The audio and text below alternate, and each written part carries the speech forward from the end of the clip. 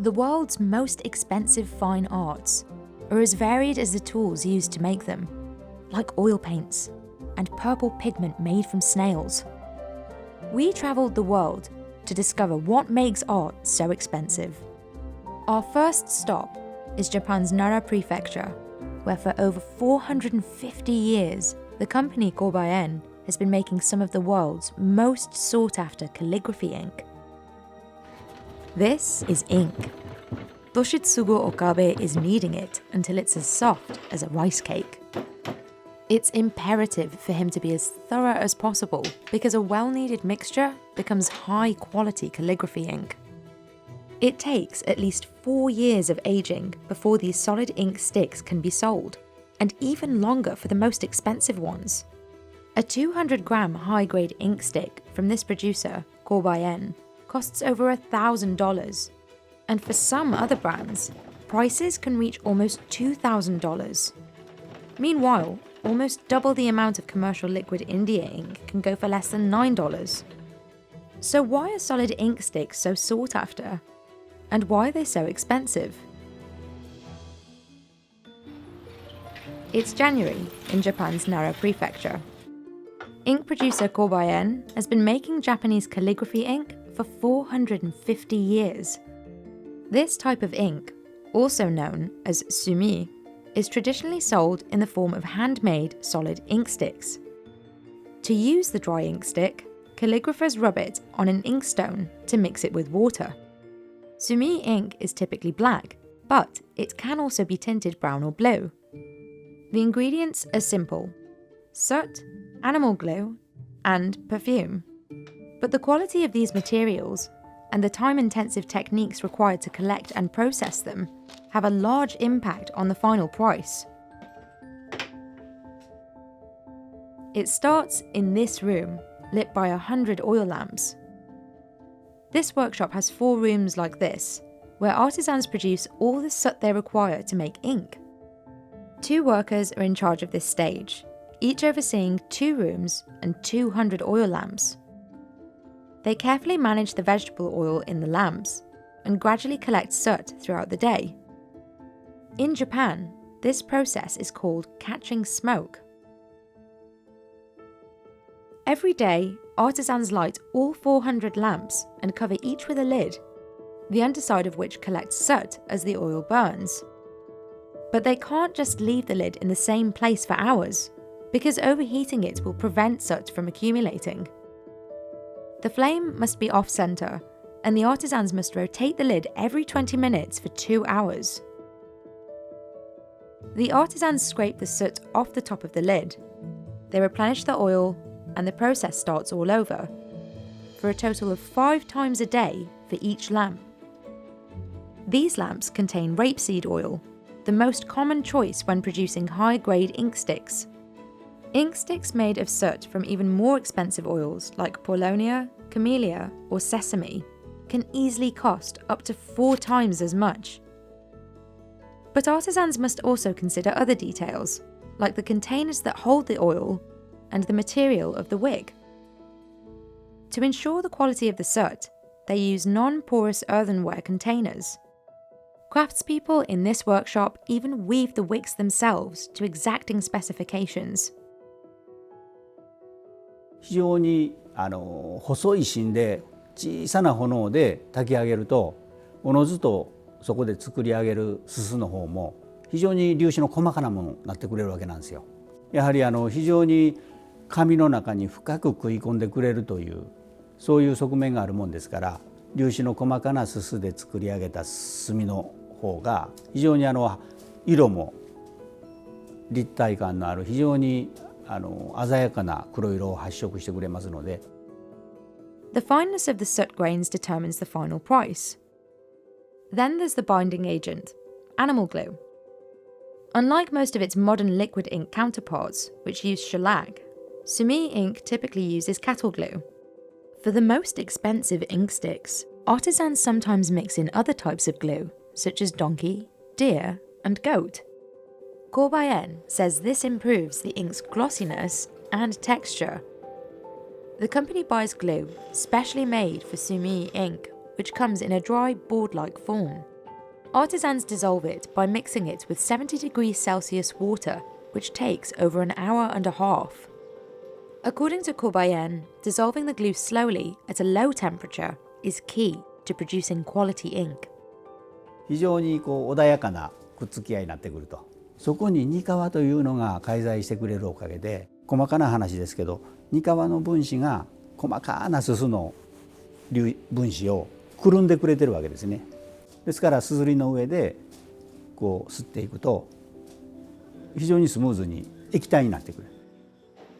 But animal glue can have a bad smell, so sumi ink makers add fragrance like borneol and musk to counteract it.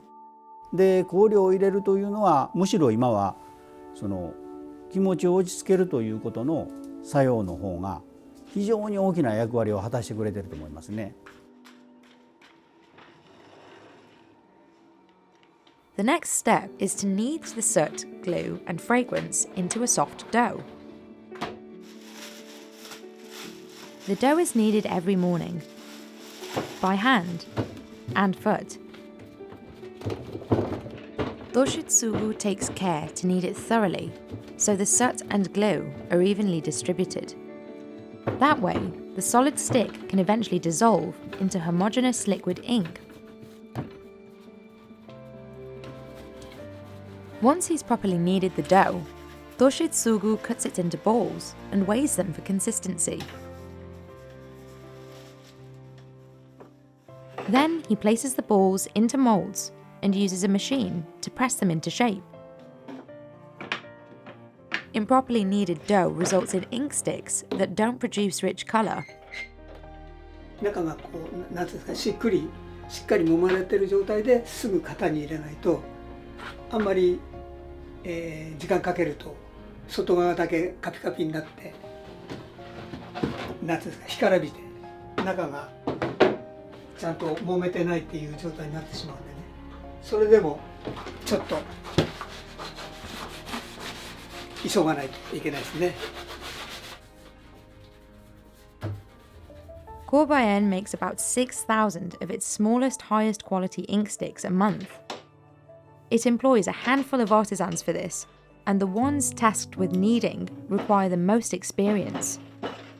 It takes 5 years to train as a sumi ink craftsperson, but 10 years before they're allowed to make high quality ink. Kobaien produces almost 40,000 of its smallest sumi ink sticks between October and April, when the cooler weather of winter ensures the glue can harden during shaping. But the work isn't done yet. Drying the ink sticks too quickly will cause them to crack, making them unsellable. So artisans rely on a traditional technique using oak ash to slowly absorb moisture from the sticks over a long period of time. They start by covering the sticks in moist ashes. Each day, they swap yesterday's ashes with drier ones. They repeat this process for up to 40 days until the ink sticks are about 70% dry.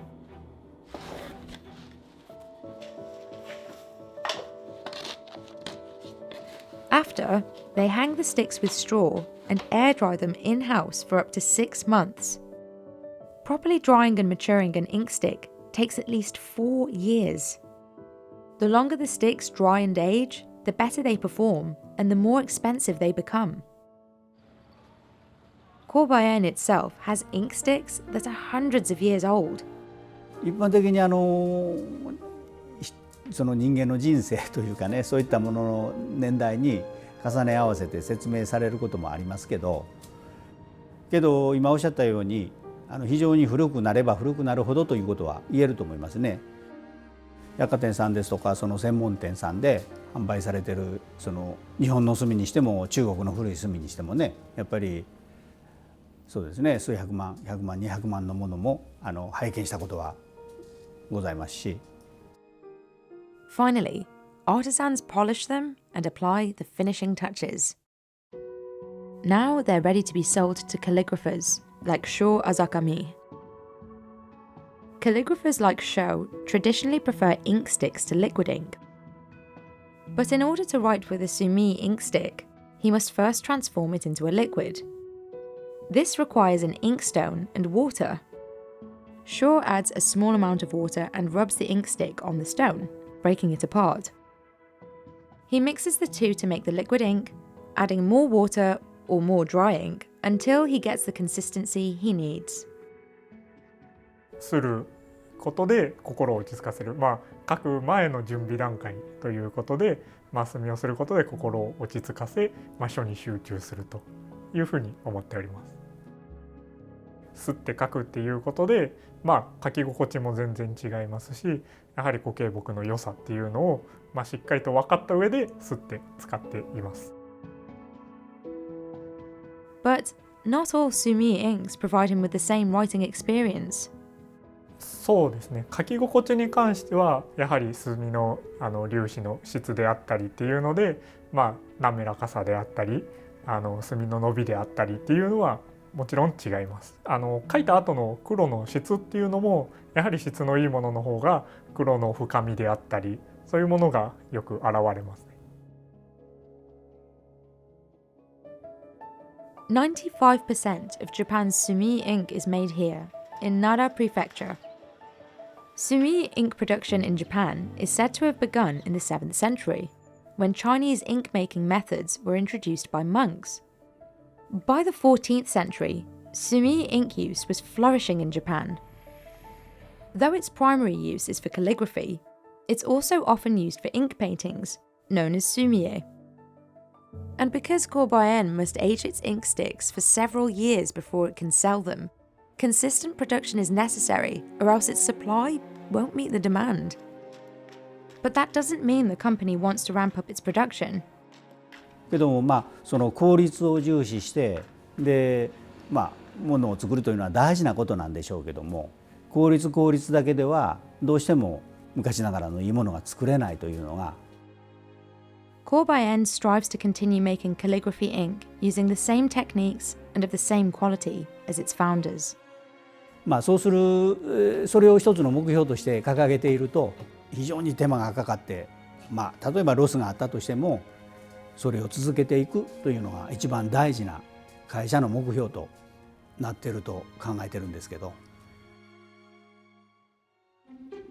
If a single hair is out of place on a high-end calligraphy brush, it must be removed. This intense attention to detail is part of why these brushes can cost over $1,000. You can find a beginner brush for less than $15, but for handmade brushes custom designed for a master calligrapher, artisans spend months turning raw hair into a perfect brush tip. But what makes these brushes unique? And why are they so expensive? Calligraphy is a respected art form in Japan and has been practiced for centuries. But today, there aren't many skilled brush makers left. Yoshiyuki Hata is a third-generation brush maker and has been making calligraphy brushes since he was a teenager. この筆がね、1本作るのに20年かかって、私が50から作り始めて、今70でちょうど完成したんです。His family's workshop in Kawajiri focuses on what they call no-compromise craftsmanship. Each brush tip is handmade by a single artisan. But making these brushes isn't easy. この線が出したい線、それに合う筆を作ることですね。For a master calligrapher like Daiso Kaneko, small differences in a brush's hardness or ink retention can drastically affect the lines it can produce.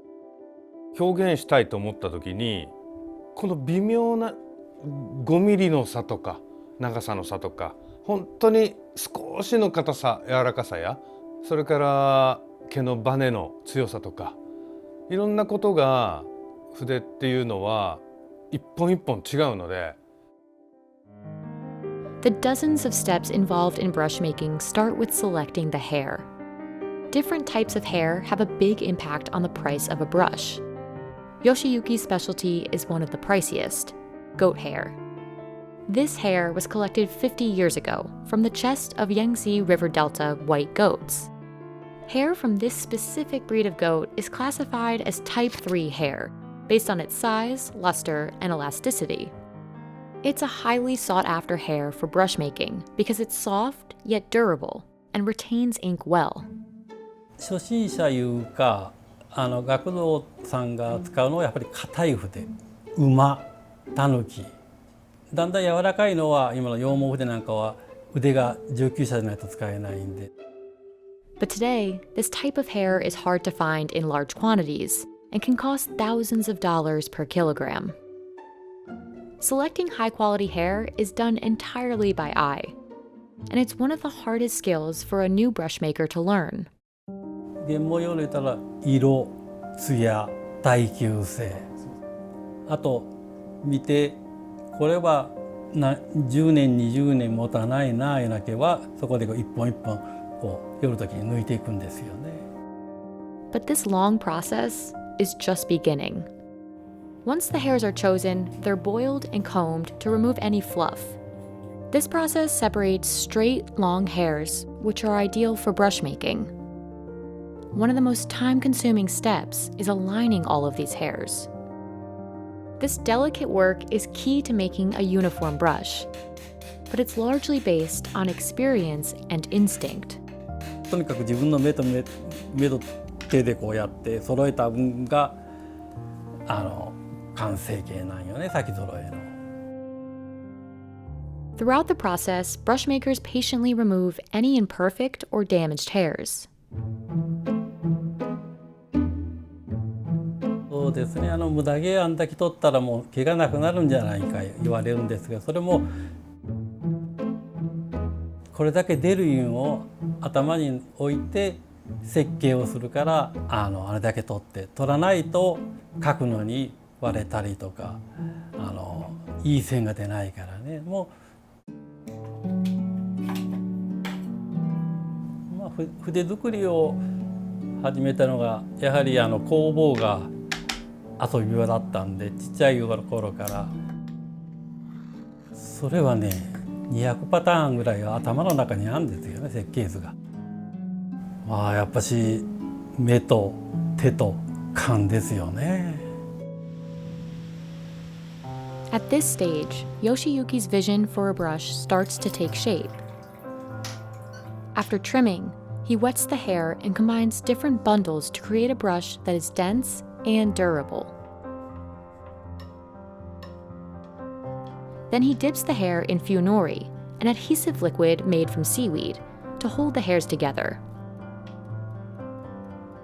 あと書道家の先生だから出た毛が1ミリ2ミリ0コマ何ミリ言われるから、それに工程でも手を抜いたらその筆は僕はダメじゃもし思いますね。魂が入っとらんから。The finished brush tip is almost unrecognizable from the raw hair. But the precise work isn't over yet. Once the hair dries, Yoshiyuki ties up the ends and burns each one with a hot iron, binding the hairs together. Any mistake here could ruin a month of work. Finally, it's time to assemble the brush. Like the brush tip, each handle is custom made.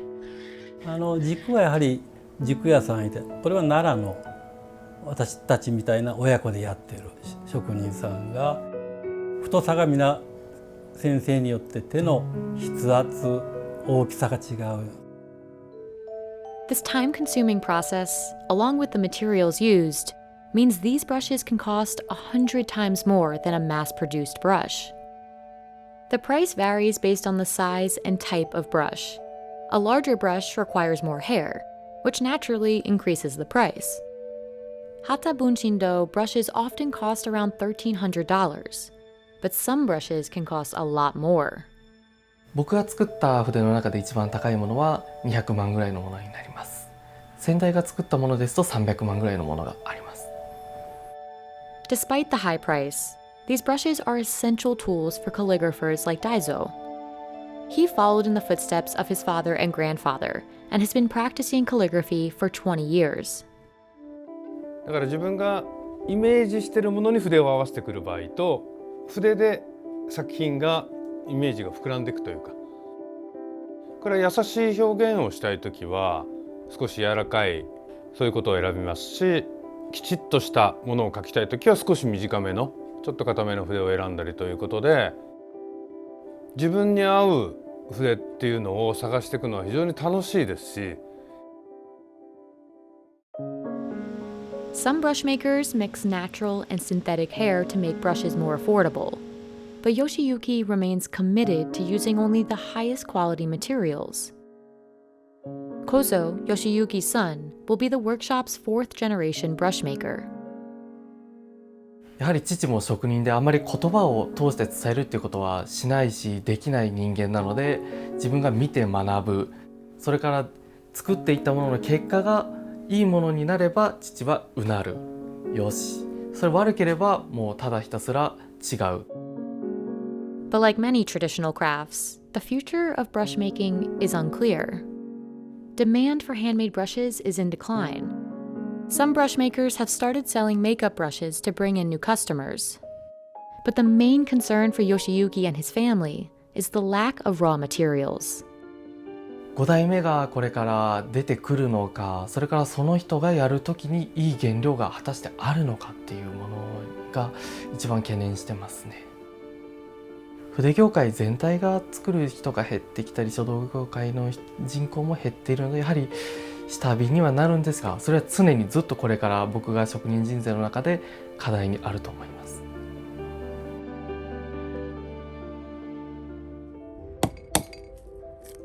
Making authentic Tyrian purple dye starts here, with extracting a murex snail gland.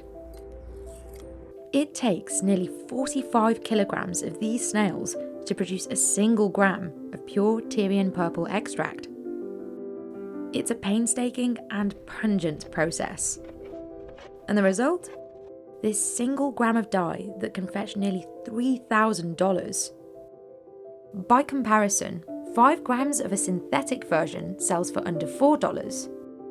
Tyrian purple can be used to dye clothes or create paints. In the ancient world, it was so rare that only royalty could afford to wear clothes dyed with it. Even today, at such an astronomical price, Tyrian purple pigment is mostly a collector's item.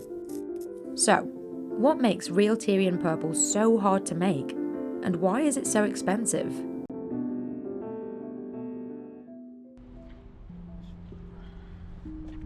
This is Mohamed Ghassan Nouira. He's been making Tyrian purple dye in his home in Tunisia for 15 years. Today, Ghassan is one of a handful of producers in the world bringing this ancient dye back to life. Ghassan learned how to make this dye through an excruciating process of trial and error. Because there's no instruction manual, he reconstructed the techniques he uses from 1st century texts. Oh my god, I must say that I have gone through a lot of failures. The historical texts about the process of making Tyrian purple are very rare and are quite vague, so you have to start everything from scratch and learn everything on your own. To make the extract, Ghassan must navigate a complex process, and it's this extensive labour that accounts for much of the final price. The part of the murex snail that contains the pigment is called the hyperbranchial gland. The good thing is that the gland is located right under the shell, which helps a little bit in the extraction. It's the only part of the snail used to make Tyrian purple, and each gland contains only a few drops of pigment. But before he can extract the gland, Ghassan has to wash, scrub, and sort the snails by size. You don't really want all of this mud and sand to interfere with the dye when you crush the shell and expose the gland. So this is the first step, and it's a very important step. You really have to clean your snails very, very well. Ghassan can now extract the gland from the clean snails. If he hammers each shell too lightly, it'll take too long. But if he hits it too hard, he'll crush the gland.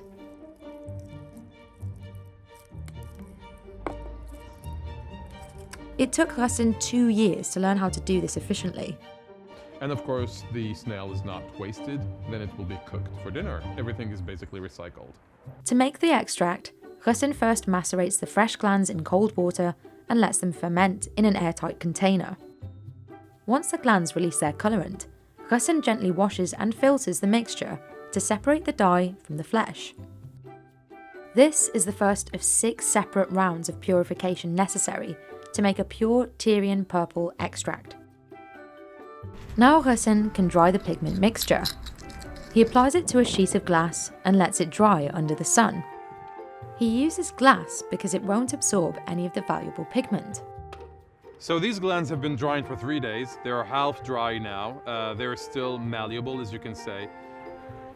This is the pure colorant, or more or less pure. Once the pure colourant mixture is dried, he scrapes it off the glass with a razor, making sure to get every last bit. And the whole process, from the liquid colorant up until the dried pure powder, the whole mass will have lost at least 98% of its weight.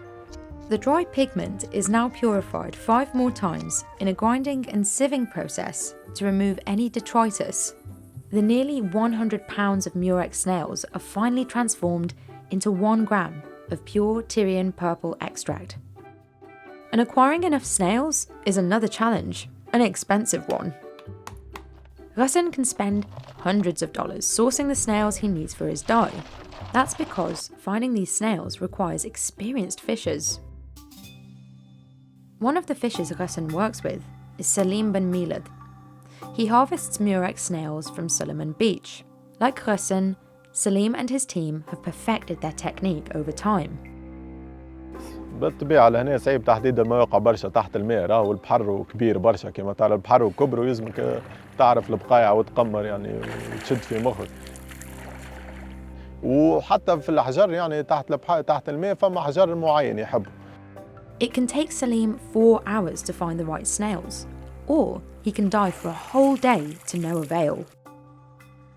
بالطبيعة أهم حاجة احنا يعني في خدمتنا إنه يبدأ المناخ باهي يعني وطقس مزيان احنا نقولوا وراكح ويبدأ الرؤية في الماء يعني تحت الماء باهية يعني واضحة. The bloodmouth snail is particularly difficult to catch and requires Salim to dive 15 meters deep, which makes it more expensive. And if the weather is consistently bad, the price goes up even more. Sometimes, conditions force Salim and his team to go a whole month without fishing. But it's out of their control. اللي يستعملوا اللي يطلبوا غسان للبوغرنو هذا اللي خرجنا منه كما اللي شفنا منه طبعا. It's dangerous for the snails too, which are highly sensitive to climate change. Since the early 1970s, the population of murex snails has steeply declined due to temperature changes in the water and overharvesting. We have to be very cautious not to be engaged in overharvesting, to make sure that the small specimens are put back into the sea to preserve the species. So this is why it takes a lot of time. And careful management of the snail population is vital, as Russin and his divers attempt to revive Tunisia's thousands-year-old dye-making tradition. Russin doesn't use all the fresh snails to make extract. He reserves some to dye fabric directly. This time, he mixes the snail glands with water and a reducing agent and lets them ferment.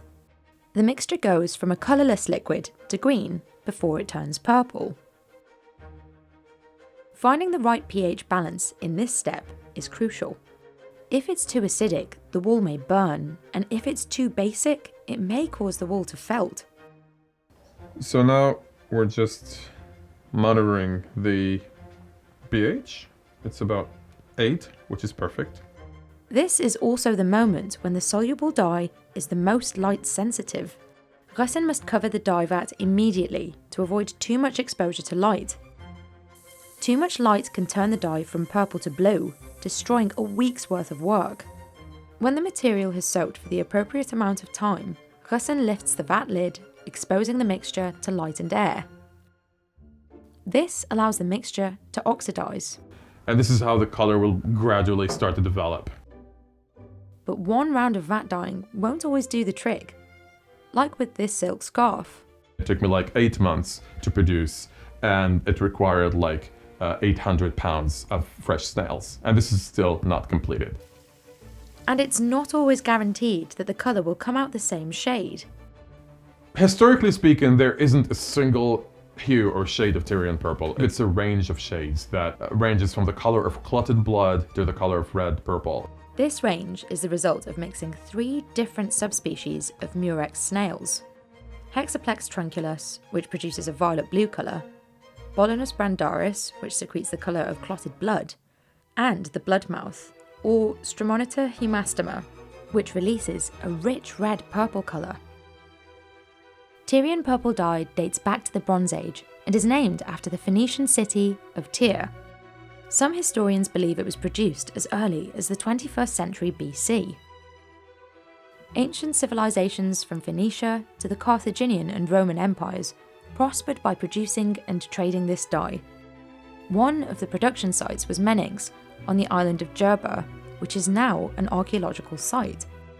لأنها مادة ثمينة جدا، وبما أنها مادة ثمينة فقد قرر الأباطرة الرومان في بداية الإمبراطورية أن لا يقع استعماله إلا من طرف الوجهاء حتى يقع التفريق بين الأشخاص. A text from the 4th century states that a single pound of Tyrian purple dye costs 3 pounds of gold.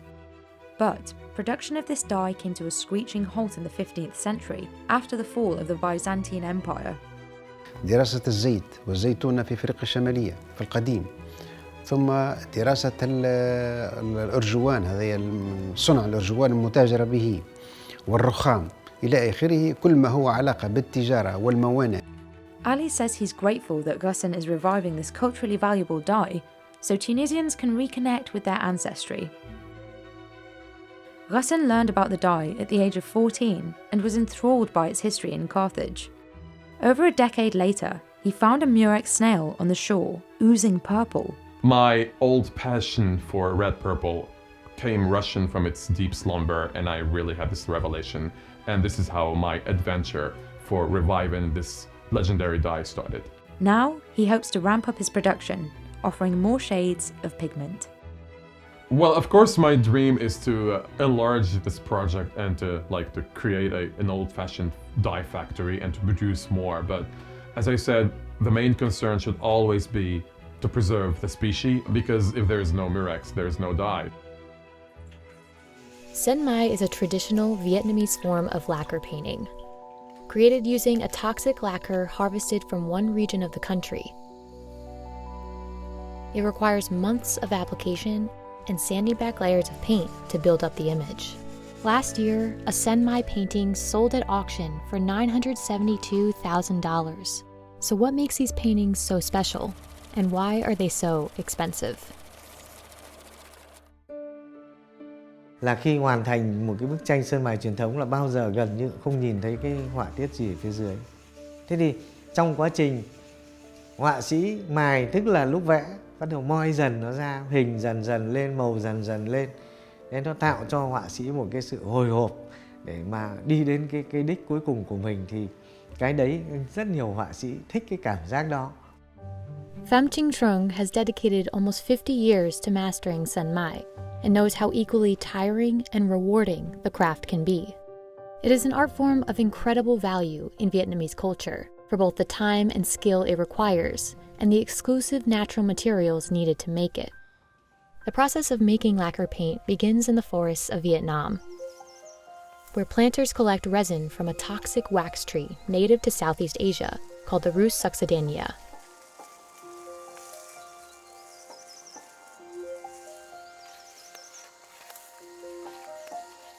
Planters must cut into more than 400 trees to retrieve between 1 and 1.5 kilograms of resin. Cây sơn sẽ trồng khoảng 3 năm thu hoạch, sau đó thì sẽ thu hoạch 4 đến 5 năm. Để thu hoạch được nhựa cây thì chúng tôi sẽ phải bắt đầu vào 4 giờ sáng. Cắt nhựa, dùng vỏ con trai để đựng nhựa cây, và khoảng tầm 3 đến 4 tiếng sau thì thu hoạch. After harvesting, the lacquer must be removed of any impurities and mixed for several hours before it's suitable for painting. One of the principal features of Sơn Mài is the depth created by adding several layers of paint and sanding them back. These layers aren't always visible in the finished work, but are what differentiate lacquer painting from other common painting styles. With oil painting, artists paint from back to front, painting the landscape first and the details later. The process of lacquer painting is the opposite. Hai cái nó ngược nhau một chút. Và chính vì cái chi tiết vẽ trước toàn cảnh vẽ chùm lên thì khi xong tranh thì coi như là không nhìn thấy cái gì ở dưới nữa. Và mài dần dần các cái chi tiết nó mới nổi dần lên. Bởi vì mài lúc bấy giờ mới hồi hộp xem hình thì không khó có thể sai được rồi. Nhưng mà chất liệu mình dùng như thế nó ra có hợp không? Sắc độ có đủ không? Đúng không? Độ đậm nhạt có hợp lý không? Anh giỏi về kỹ thuật là anh phải tạo ra được những cái tương quan đấy. Nếu mà không có tương quan đấy thì nó đồng chất nó quay trở về gần giống tranh sơn dầu. Artists mix natural ingredients to create colors, like eggshells to make white, or cinnabar, a toxic ore for red. In some cases, artists add leaves of silver, sometimes even gold, to create a gentle sheen. These substances can be one of the costliest parts of Sơn Mài painting. Gốc của cái thần sa chu sa nó là gốc thủy ngân, cho nên là một lạng của nó để vào tay nó chỉ được như quả trứng cút thôi mà cầm rất là nặng. Đấy, thế thì triệu vạc một cái gói con lên chẳng hạn, thế thì dùng nó rất là tốn kém về mặt nguyên liệu. While the raw materials of the painting may be more expensive than many other styles, the skill and the work of the artist are what set the final value. Along with the immense patience Sơn Mài requires, each work is unique and unpredictable. That's because painters are never quite sure how the layers will resurface through sanding. This can either increase the value of the work or force an artist to start over. Thế thì các họa sĩ sơn mài truyền thống thường là nếu mà kỹ thuật vững vàng, nắm được rồi phác thảo tốt thì khi mài ra thì chủ động được khoảng độ 80%. 80% cái ý tưởng của mình. Thế còn 20% còn lại là dành cho may rủi. Ngẫu nhiên. Có thể cái ngẫu nhiên đấy nó làm tranh đẹp hơn cái ý định ban đầu của mình rất nhiều. Nhưng cũng có lúc 20% ngẫu nhiên đấy nó không đạt yêu cầu của mình thì họa sĩ phải vẽ lại. Painters must be careful to let each layer fully dry before sanding, otherwise colors or designs could be ruined. There's no set amount of time a layer takes to dry, as it largely depends on the weather that day. Và cứ mỗi lần vẽ xong thì sơn ta vẽ bằng chất liệu truyền thống thì bao giờ cũng phải ủ. Nó có độ ẩm. Lý tưởng nhất là độ ẩm trong nhà vào khoảng độ 70-80% là sơn rất nhanh khô. Thế còn dày hanh là sơn không khô được. Đấy, lý do là cái độ ẩm của không khí nó là cái hơi nước của không khí, nó là cái chất xúc tác để cho các cái thành phần sơn nó liên kết với nhau tạo nên phản ứng khô của sơn.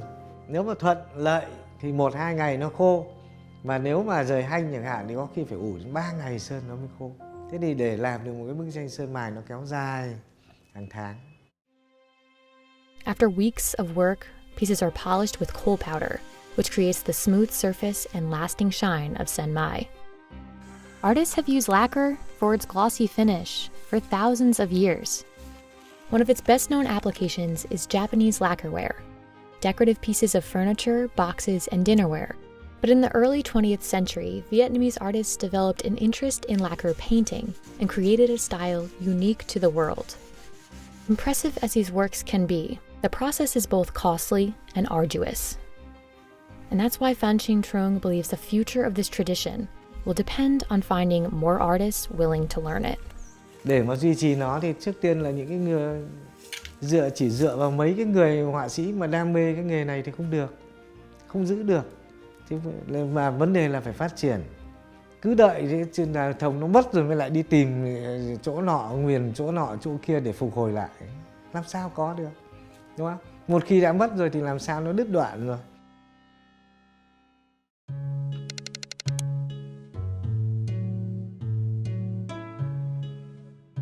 Oil paint is simple. At its most basic, it's just a mixture of oil and pigment. But depending on the colour and quality, a litre of this paint could cost you between $285 and $1,000. So what is it that makes this paint so special, and why is it so expensive?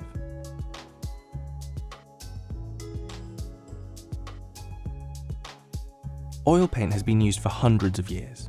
It's made from a drying oil like flaxseed and pigment, sometimes with fillers and thickeners added. When mixed and crushed, these ingredients bind and thicken to form a permanent paint. While the rise of oil paint is associated with the Renaissance, paintings using poppy seed oil have been dated as far back as 7th century Afghanistan. But there's one key reason this paint hasn't ever been cheap. Pigments cost a lot of money. So in a good oil paint, you're going to be looking for high pigment loading and a good quality pigment in that high pigment loading. So it doesn't matter if you have loads of pigment if it's a bad quality pigment. You're looking for light fastness so it doesn't fade, and tests on light fastness that have been going on for generations, in fact, for some pigments. So you're not going to create a masterpiece and then 50 years down the line, it's completely washed out. The highest quality oil paint can be up to 75% pigment. And throughout history, the most sought after pigments have been worth far more than their weight in gold. And that's because they take a lot of work to discover and to make. The favourite imperial colour in Roman times, Tyrian purple, was a bright pigment made from the glands of sea snails, and it could take 12,000 snails to make just 2 grams of the colour. Indian yellow was originally made from the urine of cows fed only on mango leaves, and in the 16th to 19th centuries, mummy brown was actually made with the ground-up remains of Egyptian mummies. And while the colour was perfect for some flesh tones, we quickly ran out of mummies to use. Pigments do dramatically change the cost, and in professional levels, you'll have series. So you'll have probably series 1, well, up to series 7. The higher the number, the more expensive it is. And that's due to the pigments, how difficult they are to obtain, where they come from, and also how in demand they are as a product in the real world. Possibly the most valuable, though, was ultramarine, literally meaning beyond the sea, as it had to be mined in Afghanistan. It was made from lapis lazuli, which in its purest pigment form can still cost up to $30,000 per kilo. The gemstone was used to make the pigment until a synthetic version was created in 1826. And the vibrant blue was valued so highly in the Renaissance that it was generally reserved for painting the robes of the Virgin Mary. Synthetic versions of many of these pigments have now been created. And while this means many are cheaper, some can still be difficult to produce. Cobalt blue, for example, has to be made by heating its components to 1,200 degrees Celsius. And once you have these pigments, they're tricky to work with. Winsor & Newton has been making oil paints for almost 200 years. And its factory in France produces over 5 million litres of paint each year. In fact, produce paint is like cooking. So we have mixing, so we are mixing components like pigments and other additives like oil. We have then milling, so it depends, we're using different type of machines. So we're using granite, ceramic or steel. Then we are testing, okay, so testing the viscosity, the grain, and of course the color. The whole process is so select. So for every single pigment, you need to handle it in a particular way. So it will need a particular amount of oil with it, and that ratio changes for every pigment. And you're going to need to grind it to a particular fineness. And actually, even with the same pigment, the milling and the grinding will affect the colour you have. So if you overgrind, you might end up with something duller, or with another colour, if you grind it very fine, you might end up with a purple rather than a blue. The research and testing for these colours can take months or even years to get right. Small samples of each colour are made in a lab to measure consistency and light fastness. Above all else, the quality of oil paint needs to be reliable, as professional artists need to guarantee that what they're working on now will last for hundreds of years. And despite comparatively new paints like acrylic, oil still remains an artist favourite. We've still got works that are still beautiful and relevant from the 15th century. And it's durable, and it has this ability to layer, where you can scrape back, you can keep working, you can work on a piece for years and keep on redoing it, and it gives every piece this history. And you know, the materials themselves are expensive, they're reliable, They're gorgeous. I mean, they come out of the painting at you. Making a Series 7 Kolinsky Sable watercolour brush isn't easy. The largest size brush can take almost a week and a half to make. You can pick up a cheap synthetic brush for under $2, but a Series 7 could cost you over $300. So why would anyone pay for a brush that costs over 100 times the price?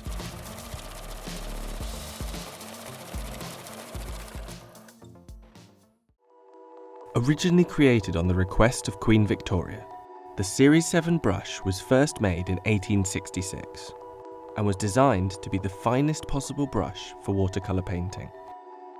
Since then, the skill and craftsmanship that goes into making each one of these brushes has remained exactly the same. To achieve this, the company needed skilled brush makers, and so in 1946 set up a new factory in Lowestoft, England, a fishing town with a history of rope making. This factory now makes over 25 million brushes a year. The intricate work and dexterity required means that these brushes are almost exclusively made by women. It takes 3 years to train, and there are only 9 brush makers in the world that can make these top-of-the-range Series 7 brushes.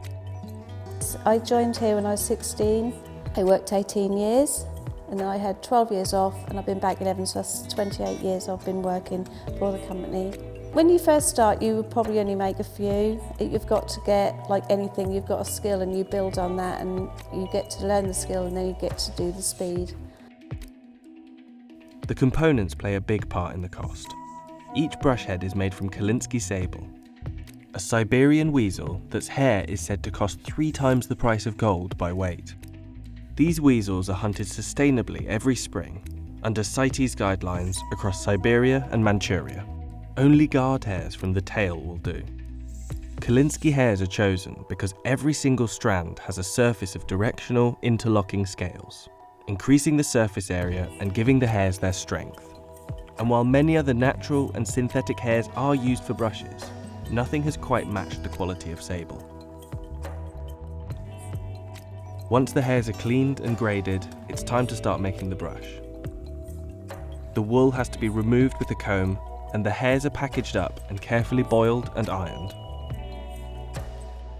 The brushes have to be made with hair at its natural length, and the skilled brush makers can effortlessly separate between 28 and 32 mm length hairs just with their hands. This skill takes years of training and practice. The 9 brush makers each have 27 years of experience on average. Hairs that are blunt or twisted have to be discarded, and most importantly, as each natural hair comes to a point, every hair must be the correct way up. The removed upside-down hairs can be flipped and reused. Every single hair is checked over by hand. The smallest brush size hairs are just 7 mm long, shorter than an average eyelash. We can't afford to let standards drop in any way, shape or form. What I would say from that is what this factory has is hand skills. It has individual skills. It has skills that when I have new people come in here, they don't sometimes believe that this kind of work still happens. We show them what people do, they will turn around and say, I'll never be able to do that. But they will be able to do that if they understand that quality comes first. When the hairs are all sorted, they're ready to go into the cannon. The bundle is tied together and gently twisted through. Individual hairs are added or taken away until it's an exact fit. They need to have that fine point to work with, that basically it has that colour carrying capacity, that the brush won't split or do anything that it shouldn't do, basically. Through the hair that we use, through the skills of our makers and how they make them, we've done everything we possibly can to make sure that we've produced the best product we possibly can. Then it's time to attach the handles. The factory uses birchwood handles imported from Italy. The brush is glued into place and then the brush heads are crimped onto the handles. This crimping process bends the metal to shape and keeps the handle tightly attached to the brush. Once the paintbrush is assembled, it needs to be branded and tested. The size and logo of each brush is stamped in gold on the handle. Wet point testing assures that everything works exactly as expected, and there aren't any loose or crooked hairs. Each brush is then gummed, a process that gives the brush head its final shape and allows it to bounce back. The shape of the natural hairs gives the brush a wide belly and a fine point. So the key to art brush making is the people, and that is the skill. We retain knowledge from generation to generation. So we have makers now that are working under an apprenticeship of a 49-year served brush maker who himself had an apprenticeship under another 49-year serving brush maker who was brought into the business under his father who made brushes directly for Queen Victoria. And it's very key that we retain that knowledge throughout the business, generation to generation, and we are now bringing in the next generation to make sure that we uphold the very high quality standards that we base ourselves on.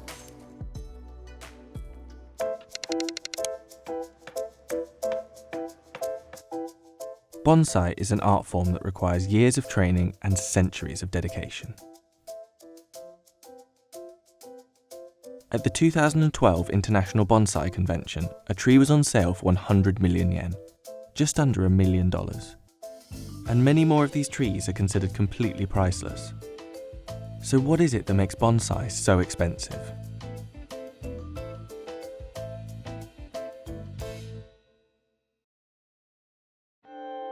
Bonsai is the art of dwarfing a regular tree to create a perfect miniature representation of nature in a small pot.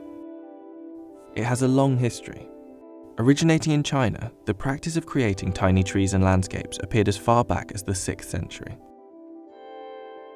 The tree's growth is restricted by years of pruning, wiring, repotting and grafting, and the plants need to be checked on and often watered every day.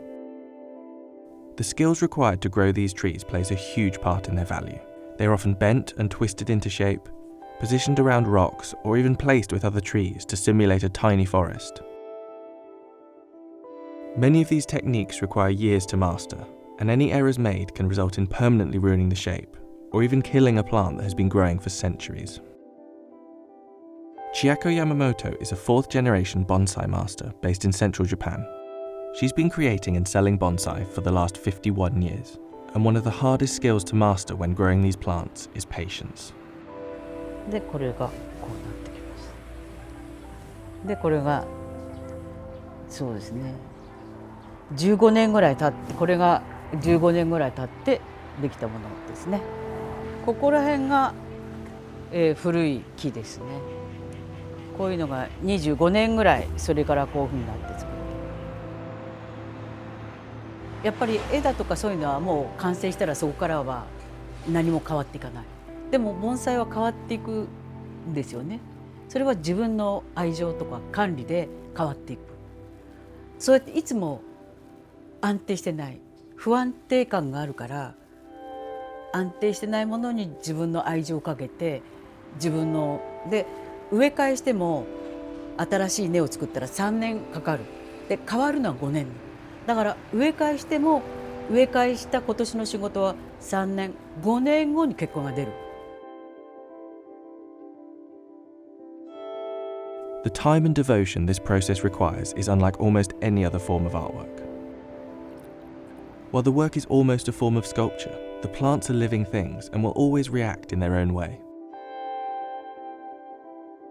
3年はまあまあ。で5年になって自分の考えが答えが出てくる。そうやっていつも変わる。その5年後になんでこんな作り方しちゃったのかなっつって、それは植物生きてるから太陽に向いて好き勝手にこう動いちゃうわけよ。そうすると自分の発想と違う動きしちゃう。そうするともう一回自分の見方をこうやって、あ、これよろしくない。でいつもそうやって変化していく。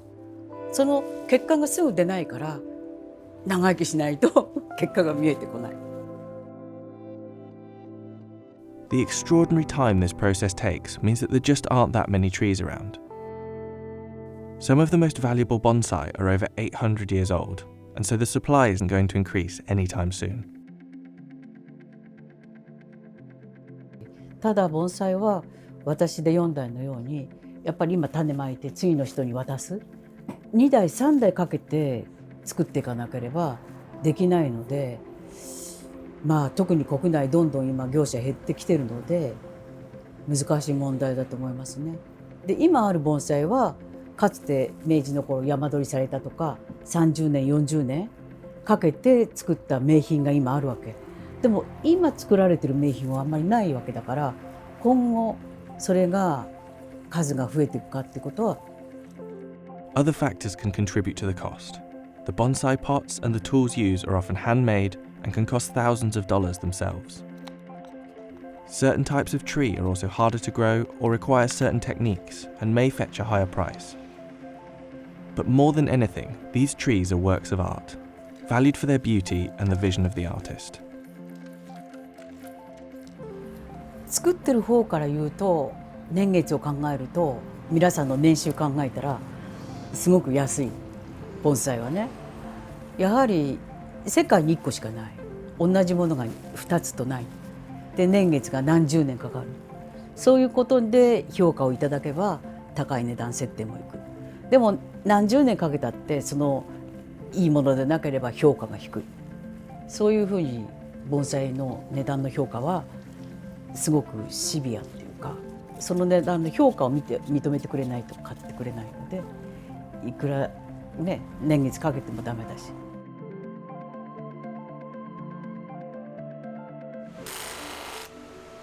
The secret to making some of the best bonsai scissors in the world lies in learning how to forge samurai swords.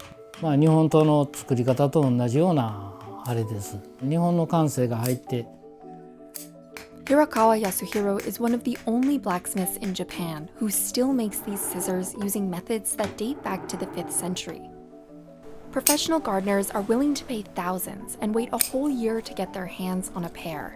この時のこの取れるにはこの音を取ってほしい。これがものすごく切れる音やね。Yasuhiro's family workshop, Sasuke, has been around for 155 years, but he worries it may end with him. こんな道具のっていうのに目を向けてくれる人が出てくるように、私もハサミを工具的なものよりも伝統美術品に。We went to Sakai, Japan, to see how this bonsai scissor making craft is still standing. Yasuhiro's family business is one of the last in Sakai that specializes in bonsai scissors in addition to knives. 私はここの家で生まれて、もう自然とここでもう生まれてだったから自然となったみたいですね。Like knives, these scissors start with a small piece of metal. Yasuhiro cuts it down to about 10 centimeters. He uses Japanese Yasugi steel because it's more durable and helps the blade stay sharp. He starts with a softer kind to make the handle and the base of the blade. He heats the metal in an old wood-burning furnace instead of a modern gas burner because he believes the heat is more concentrated that way. It takes about an hour for it to reach the perfect temperature. もう赤くなったら柔らかくなるからこのハンマーで叩ける。Yasuhiro starts with a power hammer to stretch it. Then he switches to a manual one to perfect the round shape of the handle.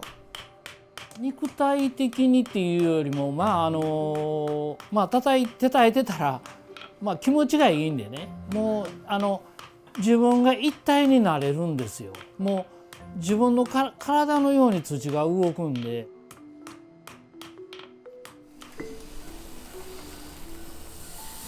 To make the blade, he forges a hard piece of steel over the softer base he started with. This is called forge welding. It's one of the oldest and most essential skills in blacksmithing.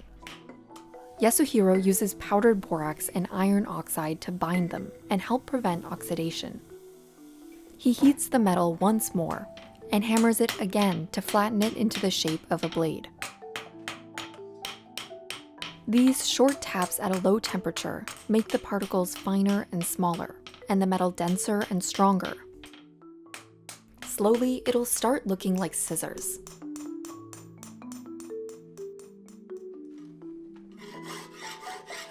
Yasuhiro files the handle to make it slightly rough and uneven. This will help people keep a tight grip on them.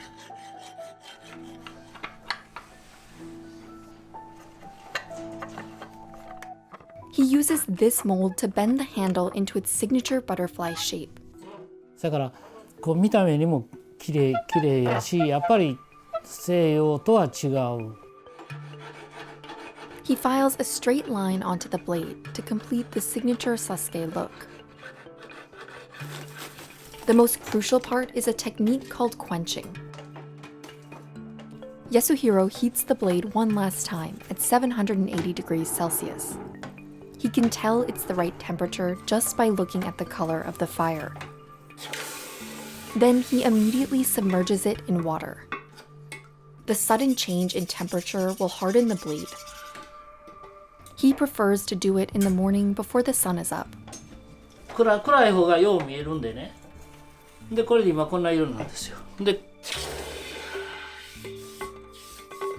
これ硬くなるんです。こういう。If done incorrectly, the metal can turn brittle. Today, he's the only person in his family who's mastered all of the steps, and he often works alone.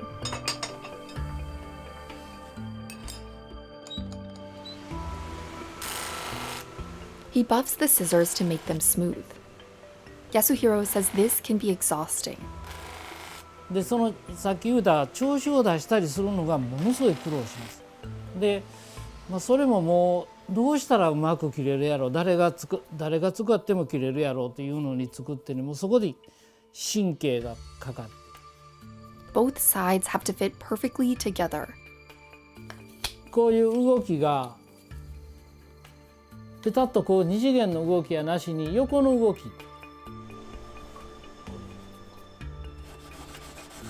Bonsai scissors have to be as sharp as a razor to make precise, clean cuts. 日本刀の時も習ってきて。It can take him a month to make one pair, but it can last a lifetime. Yasuhiro also repairs scissors that are more than 100 years old. これでもう完成です。うまくできました。調子もいいです。調子もいいし、形も悪いところないですね、今のところ。はい。The city of Sakai has been famous for its metalwork since the 5th century. People from across the country would come here looking for knives, swords, and even guns. Yasuhiro himself comes from a long line of blacksmiths spanning 22 generations. But it was his great-great-grandfather, Sadajiro, who made scissors the focus of the family business in 1867. And when Yasuhiro took it over in the late 60s, he was determined to grow the business. だから私は若い時のサスケ世界一にするっていうのを思ってたけども、やっぱり残すのにはどうしたらいいかっていうのは今まだ考えなあかんとこやと思います。But it wasn't always easy to find new customers. ほとんどがもうね、ハサミもほとんど全部もう機械になってしまいます。最初はなかなかね、定着はっていうのは難しかったような感じですね。だけどずんずん切れ味がいいっていうのが認められて。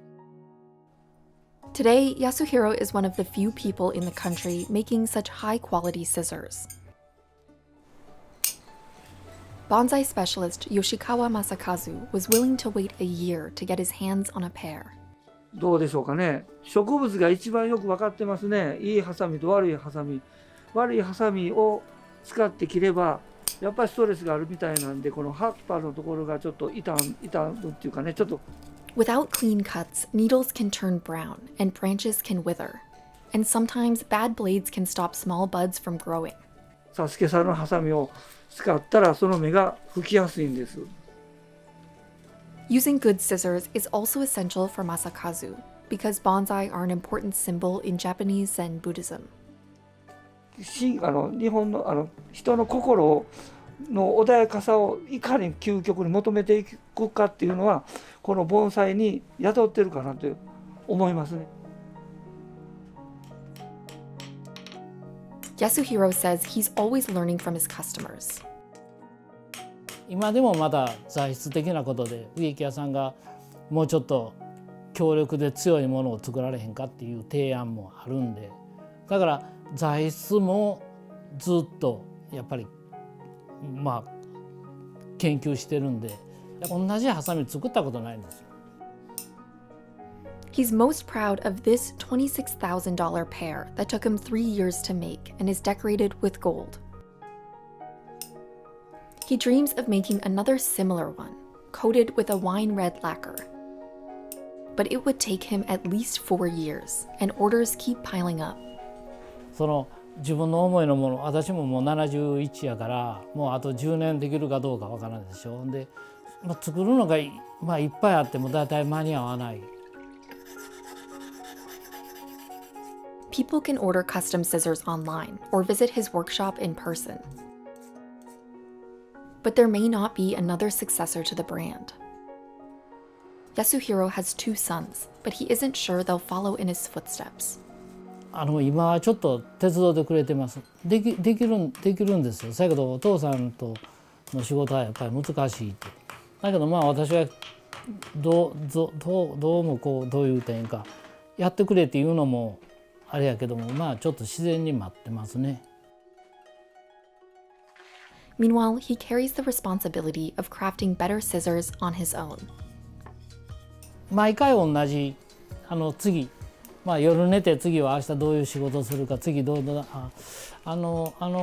り方よりもこれがまた頭で考えつくんですね。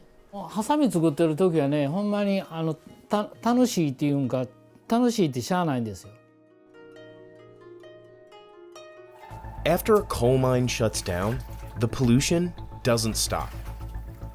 Toxic waste flows for decades, contaminating rivers and killing aquatic life. And it's nearly impossible to contain. Yep. For a long time, most of these streams were just written off. Now, a team has developed a method to harvest the muck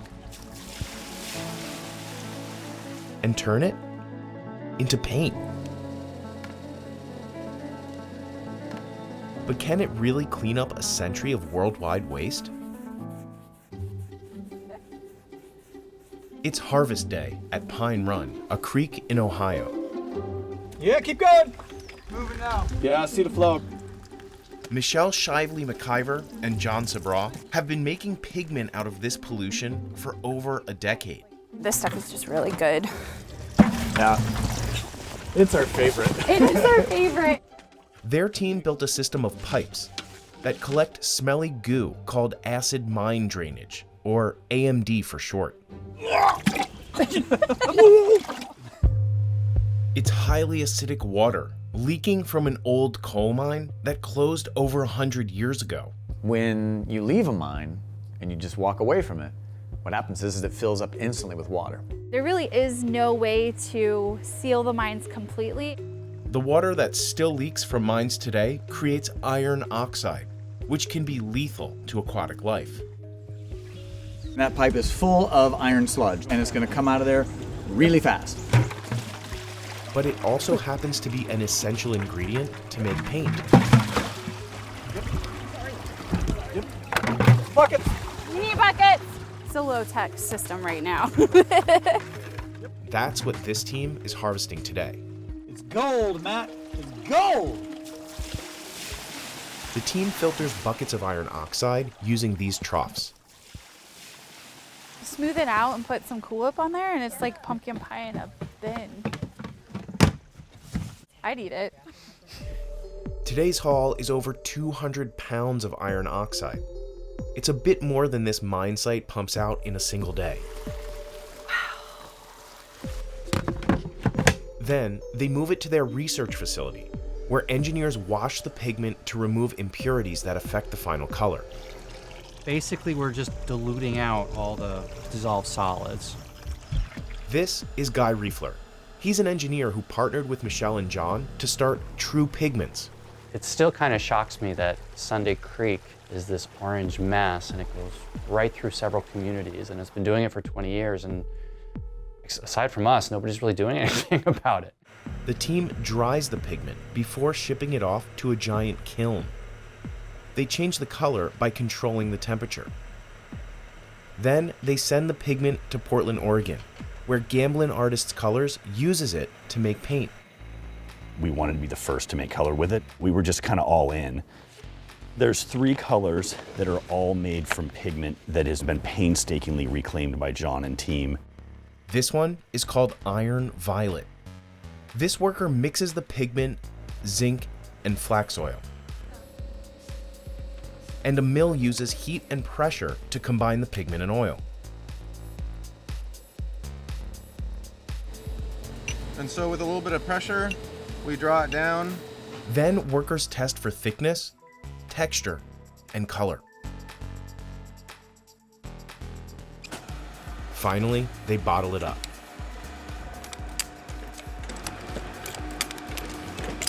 Gamblin markets the paint as reclaimed earth colors. John teaches art and uses the paints in his own studio.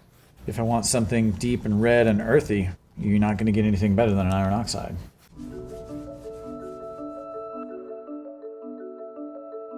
He says his art helps to start conversations about protecting the environment. The circle gives them permission to decide for themselves instantly whether that is a universe, a planet, a stream, or microbes. And the new colors are taking off. Painters across the country have shared what they've created using the hashtag #ReclaimedColor. For now, True Pigments can't harvest enough iron oxide to clean up an entire stream. It has such a satisfying plop. But the company plans to scale up. By 2024, True Pigments plans to open a larger facility. It will harvest iron oxide and clean the water at one of Ohio's most polluted acid mine sites. That would mean the company could harvest raw material that could be used in all kinds of products, not just paints. Construction materials, concrete, bricks. It's used for a lot of industrial coatings, agricultural fertilizer, cosmetics. We really had to find something useful to make out of this really, detrimental pollution. And Michelle says her team's method of retrieving iron oxide is more sustainable than mining it. Unfortunately, they're dealing with a nearly unlimited resource. There are nearly 10,000 square miles of abandoned coal mines across the United States. Iron oxide didn't do anything wrong. Iron oxide is not to blame here. If you treat it right, like we're doing, it is a valuable asset. It is beautiful. These mines will continue producing AMD for hundreds of years. But Michelle is confident that turning pollution into art can make a difference.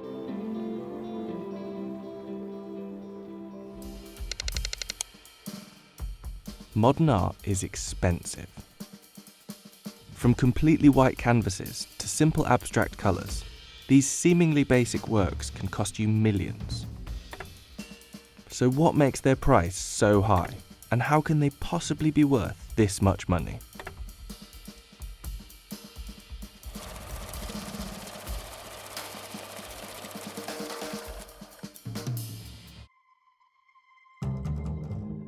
Modern art is a wide field, covering everything from around 1870 to 1970. But say modern art to someone on the street, and chances are they possibly picture something like this. At the turn of the century, art changed. From the birth of abstract impressionism to the minimalists, and even performance art. Art was no longer just about representing the world with skill. That skill faded away after photography was invented. Once photography was invented, that was a skill that camera could do, so artists no longer felt that that was their primary reason for making art. Art isn't about beauty, it never was really. Art generally became more conceptual and more challenging, but this change wasn't popular with everyone. In a 2016 study of the British public, 28% of people don't consider this art, 65% of people don't think this is art, and 83% of the public definitely don't consider this to be art. Over 100 years after its creation, the work is still somehow as divisive and controversial as ever with the public, but that hasn't stopped record prices being set. I think most people think that modern or contemporary artists are having a laugh at their expense, and nobody wants to feel a fool. For many who are immediately dismissive of these pieces, frustration also often comes when they see the price. Most of us, I think, tend to be cynics, and we, I think, a lot of times associate art with value, and that I think that triggers the question of, well, why is it that much, or why such a high value if, I could probably do this. I think unless you're in the market and actively buying art, there's no need to look at art and think of a price tag. It shouldn't be the way you look at art. For the artists involved, what looks simple can be the culmination of a lifetime's work. Take the Black Square, for example, painted by turn-of-the-century avant-garde artist Kazimir Malevich. This simple black painting didn't come out of nowhere. It's the result of 20 years of simplification and development. When it was shown, the Black Square was a revolutionary symbol, exhibited at the top corner of the room, a spot reserved for Orthodox religious icons.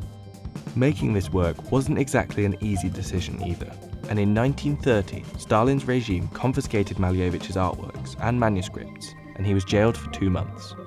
Yes, the white canvases or the black canvases are very rarely all they've done. They haven't just come out of school and said, I'm going to paint a black canvas. I mean, as much as we might think we could do that, yes, we could do that. But the artist has thought of it and probably had a journey, quite a long journey, and a process to get there. The works aren't just made for profit. It's often only after the artist is dead that the art can fetch the incredible price that it's reached today. In 2008, one of Malevich's abstract works sold for $60 million. And the demand for these important modern works is only going to increase. The natural trend is for you to see a rise in prices, but that's because these true masterpieces are rarer to find because they're really all in museums. But setting an actual price can be tough. In the end, the value is only going to be what people are willing to pay. As long as there's going to be artists producing, there's always going to be sort of shifts in tendencies and taste, I would say also, in taste in the market. It seems like every year there's a new record price, and as extreme wealth inequality increases, so do the number of millionaires willing to pay the fortune required for these works. No matter what the artist intended, art is now seen as an easy investment by many, and companies have appeared that treat art purely as an asset for financial gain. But despite the ever-increasing prices of the modernist masterpieces, for 99% of the artists out there, their work has always been a labour of love. There are obviously people out there with a lot of money who view art just to be a commodity and nothing else, but there's going to be people who purchase or engage with it because they take genuine pleasure from it, or it stimulates them, or they feel it enriches them. I'm an abstract painter, not really dealing much with form. I became quite obsessed. I was painting all day and all night, and it was just something that really kind of took a hold of me. So it's not easy being an artist in London. There's a lot of really good talent out there. I think you've really got to be good to actually make any money. You don't have the, I suppose, network initially. Yeah, it's a really expensive habit, to be honest. I suppose everybody's got devices, but it's my kind of passion and hobby. So that's where all my time, effort and kind of spare finances go. Trends in the market may change, and prices will shift, but the popularity of modern and contemporary art isn't going anywhere.